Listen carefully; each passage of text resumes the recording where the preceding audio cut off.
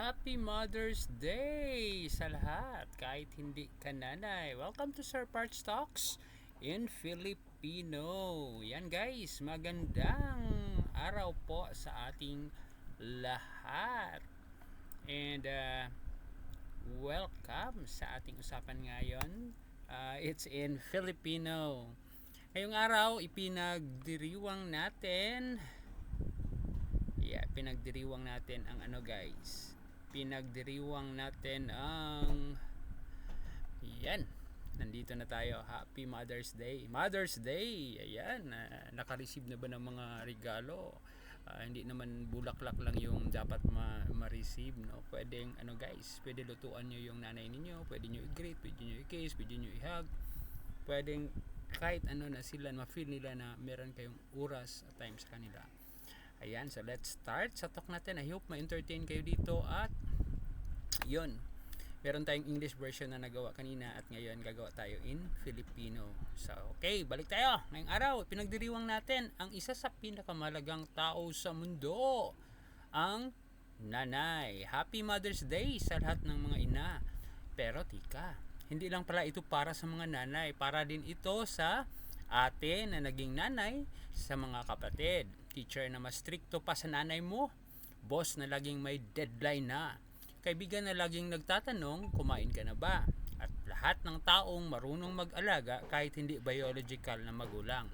Dahil kapag marunong kang magsabi ng kumain ka na ba, malapit ka na maging certified nanay. Nakakatawang katotohanan tungkol sa nanay. Alam mong Pilipino ang nanay mo kapag may sakit ka, nagiging doktor siya.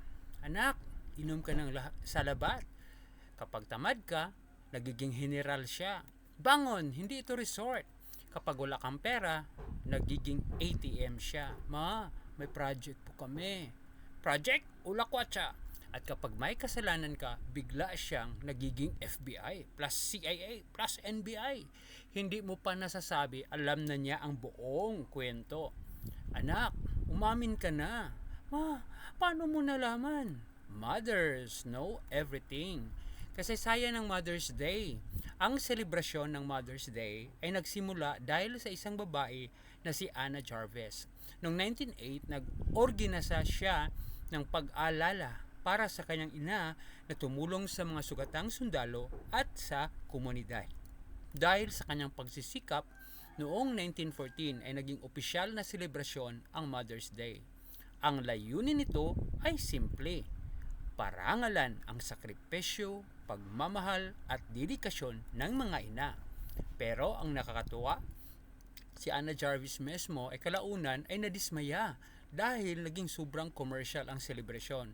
Hindi raw dapat puro regalo lang, kundi tunay na pagpapahalaga sa nanay. Kaya kung bibili ka ng flowers, siguraduhin mo rin may kasamang respeto, oras at pagmamahal. Mas gusto ng nanay mo yan kaysa bouquet. Pero syempre, kung may bouquet, mas masaya siya. Ang nanay bilang bayani. Ang nanay ay hindi lang isang role. Siya ay chef, guro, doktor, driver, counselor, accountant, at minsan alarm clock na may galit. Anak, gising na! Tulog pa po ako. Gising na! Ako sa'yo! Walang sahod ang nanay, pero ang trabaho niya ay parang 24/7. Kumpanya na walang break at walang holiday. Ang aral sa Biblia tungkol sa nanay, sabi sa Proverbs chapter 31 verse 25, she's clothed with strength and dignity. Sa Tagalog, siya ay binihisa ng lakas at dangal.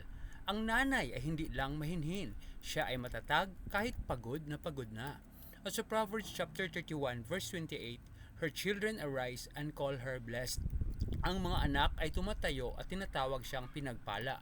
Ibig sabihin, ang pinakamalaking reward ng nanay ay hindi pera, kundi ang makita na ang kanyang mga anak ay umasenso.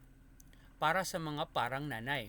Ngayon, pahalagan din natin ang mga taong hindi biological na nanay pero nag-aalaga na parang nanay. Guro na laging nagtutuwid, kaibigang laging nandyan, leader na laging naniniwala sa iyo, mentor na hindi sumusuko sa iyo. Sila ang mga taong nagbibigay ng anak, kaya mo yan. Kahit hindi sila nanay, may puso ng nanay sila. Mensahe ng nanay. Isa sa pinakamalagang aral ng nanay, huwag kang susuko sa anak mo. Kahit pasaway, kahit late magbago, kahit paulit-ulit ang mali.